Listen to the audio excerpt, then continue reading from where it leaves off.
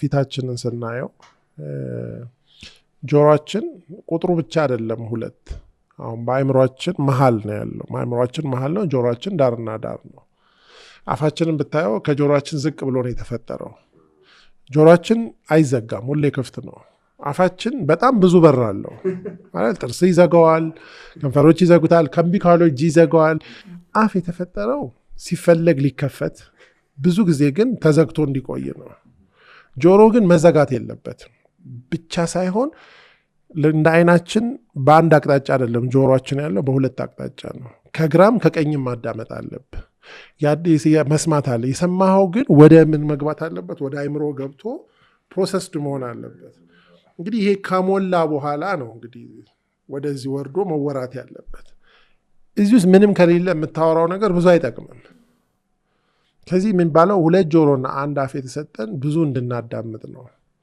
አፍ እንዲዘጋ ጆሮ ደግሞ እንዲከፈት የተፈጠረው ጆሮ ሁሌ ክፍት እንዲሆን አክቹአሊ አሁን ይሄ ውይይቱ ዓላማው ይሄ ስለሆነ ነው እንጂ እኔ እናንተ ተገናኝተን እኔ ከኔ እናንተ መገናኘት የማተርፈው በሰማሁ መጠን ነው እንጂ ባወራው መጠን አይደለም ስለዚህ ብዙ የሚያወራ ሰው ብዙ ምክንያት አለው አንዳንድ ሰው የኢንፌሪዮሪቲ ምልክትም ነው ብዙ ማውራት በቃ you want to prove something ኮንፊደንስ ኮንክና እንትን ከሌለ የምታወራው ሲኖር ታወራለህ ከሌለ ዝም በማለትም ሰላም ታገኛለህ ሁለተኛ ላለማዳመጥ ነው ሰዎች የሚያወሩት በቃ they want to እንትን ካወራ ሌላው ሰው እድል አያገኝም ሌሎች ሪዝኖችም አሉ በአጠቃላይ ግን የሰው ልጅ የሚጠቀመው በማዳመጥ እንጂ በማውራት አይደለም ለንግግር ካልተጋበዘ በስተቀር ጊዜ ያመጣው ይሁን ብቻ አንዱ ባንተ ከህብረተሰብ ለውጥና አይምሮ ጋር ብታነሳው ደስ የሚለኝ ዶክተር ብዙ የገንዘብ ቫልዩ አሁን በጣም ጨምሯል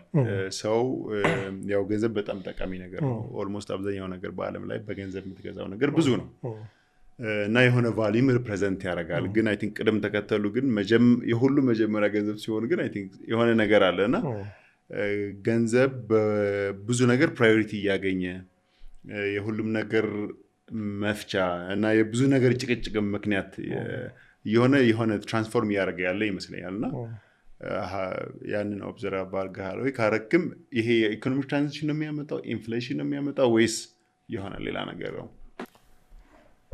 ቀላል ጥያቄ የለም እንደዚህ ቤት እየባሰ ነው የሚሄደው አይደል ምንድነው እንግዲህ ገንዘብ ለኔ ምን አይነት እንትን አለ ሰው በጊዜ ሂደት ውስጥ ላገኘው ግንዛቤ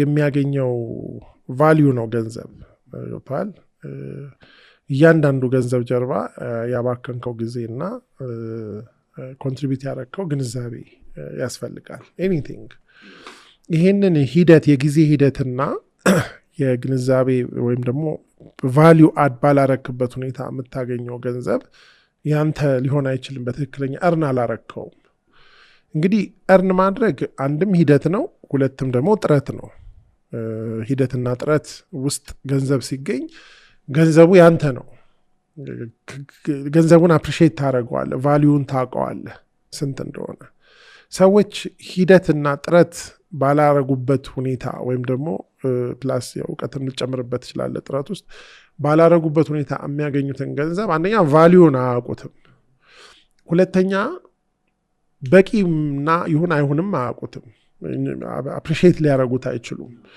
እንግዲህ አንዱ ምንድነው እኛ እንደ አገር ሁሉም ሰው ሀብቱ ከተወረሰበት በኋላና ሁሉም ሰው ሀብት ማፍራት ክልክል ሆኖ በኮሚኒስት እንትን ውስጥ ስንተዳደር ሁላችንም ኮምፎርታብሊ ደሃ ሆነን ወይም ደግሞ አማካይ ሆነን ደሃ አልለው በልተን ጠጥተን ሰው በሰላም ይኖር ነበር ከዛ በኋላ ድንገት ነው ሀብት ማፍራት የተፈቀደው አሁን በአብዛኛው እኛ ሀገር ሰከንድ ጀነሬሽን ቢዝነስ የምትለው ኢን ዘ ስትሪክት ሴንስ የለም ሁሉም ሰው ኢህአዴግ ከገባ በኋላ ፕራይቬታይዜሽን ሲፈቀድ በማፍራት ሂደት ውስጥ ነው አንዳንዱ ሰው ኢቭን ከዛ በጣም ያጭር ጊዜ ሀብታም ነው ያፈራው ሀብትና የሄደበት መንገድ ኦዲት ተደርጎ ሊመጣጣን አይችልም ያ ባለ ገንዘቡ ላይ የሚፈጥረው በርደን ከባድ ነው ሰኪውርድ እንዳይሆን ያደርገዋል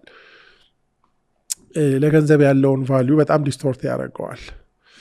ስለዚህ አሁን እኛ በሂደት እንግዲህ 30-35 ዓመት ሆነ እንግዲህ ይሄ ነገር ከሆነ በዛ ሂደት ውስጥ ሀብት የተፈራው ሀብት ያፈሩ ሰዎች በአብዛኛው ፋውንደርስ ክራይሲስ የሚባል ሌቭል ላይ ነው ያለ ነው። እነሱ እያረጁ ስለመጡ አሁን ምን ሊያረጉት ነው? ያንን ነገር ሲስተም ተፈጥሮ ወደ ተቋም ተቀይሮ እነሱ በተቋም ውስጥ በሲስተም ውስጥ ገንዘባቸውን አስገብተው ነፃ ሰዎች አይደሉም። ስቲል ትልልቅ ቢዝነሶችም ቢሆን ኪሳቸው ውስጥ ነው የሚኖረው። እነሱ ናቸው እንትን የሚሉት ልጆቻቸው እንኳን እንዴት ትራንስፈርድ እንደሚሆን ገና ብዙ እርግጠኛ አይደለንም።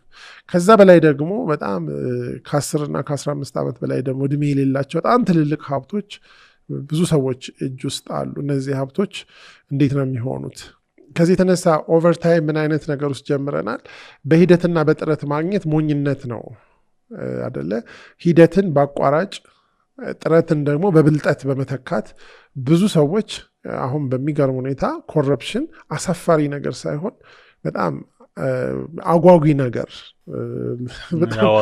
አዋቂ በቃ ይሄ ያንን አለማድረግ ምነካህ አይነት የሚያስብል በጣም ዴንጀረስ ጃንክቸር ላይ ያለን ይመስለኛል። እና በሂደትና አንድ ጊዜ በቀለ ሞላ ሲባል ነው የሰማሁት። በጣም ትልቅ ሰው ናቸው በቢዝነስ እንትን አንዱን ቢዝነሳቸውን ሊሸጡ ብለው አንድ ወጣት መጥቶ ሊገዛ የወረስከው ሀብት አለ ወይ ብለው ጠየቁት አሉ ይባላል። አይ የለኝም። ሎተሪ ወጥቶልህ አልወጣለ? አይ ልጄ እኔ ቤቴን ለሌባ አልሸጥም። ማለት you have to explain ገንዘብን ከየት እንዳመጣኸው። ይሄ የሰራተኛ ባህል። እሳቸው ገንዘብ እንዴት እንደሚመጣ ያውቃሉ። በጣም ወጣት ልጅ ከቤተሰብ ካልወረሰ ሎተሪ ካልወጣለ በኢትዮጵያ ሁኔታ ይህን ብር ከየት አመጣኸው ታዲያ ነው ጥያቄያቸው። መሸጥ ስላልፈለጉ አይደለም። እና አሁን ይሄ ነገር ሁሉ ተፈጥሮ ማን ነው የሚሸከመው? አሁን መሰለ የሚሰራውና የሚሰርቀው ሰው ቁጥር በሆነ ፐርሰንቴጅ ካለፈ የሚሰርቀውን መሸከም የማይችልበት ቦታ ላይ ይደርሳል። ያን ጊዜ ኮላፕስ ያደርጋል ሲስተሙ። አሁን በጣም በሚያስፈራ ሁኔታ የሚሰርቀው እየበዛ የሚሰራው ካነሰ ማን የሰራውን ነው የምትሰርቀው? ራሱ ሲስተሙ ራሱን መብላት ይጀምራል። ስለዚህ አንዱ ሌብነት፣ ኮረፕሽን በየሲስተሙ በየቦታው ስናይ አሁን እሱ ከሰረቀ እሷ ከሰረቀች እኔ ለምን አልሰርቅም ወደሚለው እንዴት ሌባ ይሆናል ሰው የሚለው እየጠፋ መጥቷል። እምነት ያንን መከልከል አቅም አጥቷል አይደል? መማር ያንን መከልከል አቅም አጥቷል። ህግ ያንን መከልከል አቅም ካጣ ማን ነው የሚከለክለው?